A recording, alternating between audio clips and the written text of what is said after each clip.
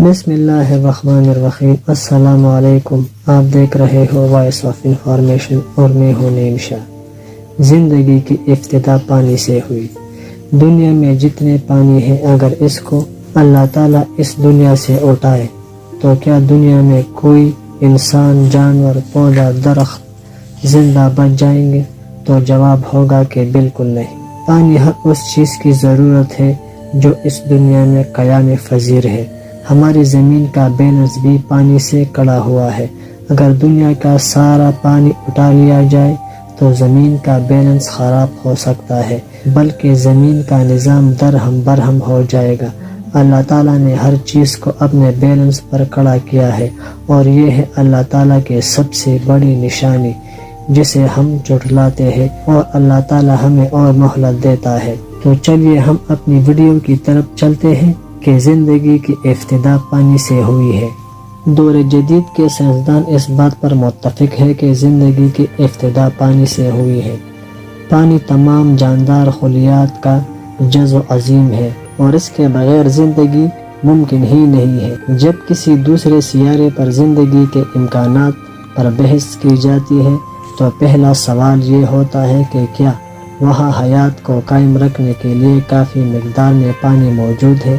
جرمنی کا ایک ماہر سائنسدان ابراہیم وارنر 1750 عیسوی سے لے کر 1817 عیسوی تک تمام تبدیلیوں کو ایک ہی سبب یعنی پانی سے منسوب کرتا ہے، اور کہتا ہے پہاڑوں کی تشکیل پانی کی وجہ سے ہوئی۔ پانی ہی میں سے وہ گیس بنی جو بطن زمین کے مواد کو باہر لائی، اور پہاڑوں کو آتش فشانی میں بھی پانی کا دخل تھا۔ جس زمانے میں قرآن مجید نازل ہوا، کسی شخص کے علم میں یہ بات نہیں تھی کہ زندگی کی ابتدا پانی سے ہوئی ہے، لیکن قرآن مجید میں یہ بات واضحیت کے ساتھ بیان کر دی گئی ہے۔ سورۃ انبیاء میں اللہ تعالیٰ ارشاد فرماتا ہے، اور ہم نے پانی سے ہر زندہ چیز بنائی۔ سورۃ النور میں اللہ تعالیٰ ارشاد فرماتا ہے، اور اللہ تعالیٰ نے زمین پر چلنے والے ہر جاندار پانی سے پیدا فرمائے ہیں۔ مورس بکاؤ لکھتے ہیں، قرآن مجید میں حیات کی ابتدا کے متعلق تمام بیانات جدید سائنسی معلومات سے پوری طرح مطابقت رکھتی ہے، مگر زندگی کی ابتدا سے متعلق جو تصورات نزول قرآن کے وقت عام طور پر رائج تھی، ان میں سے کوئی بھی قرآن میں مذکور نہیں۔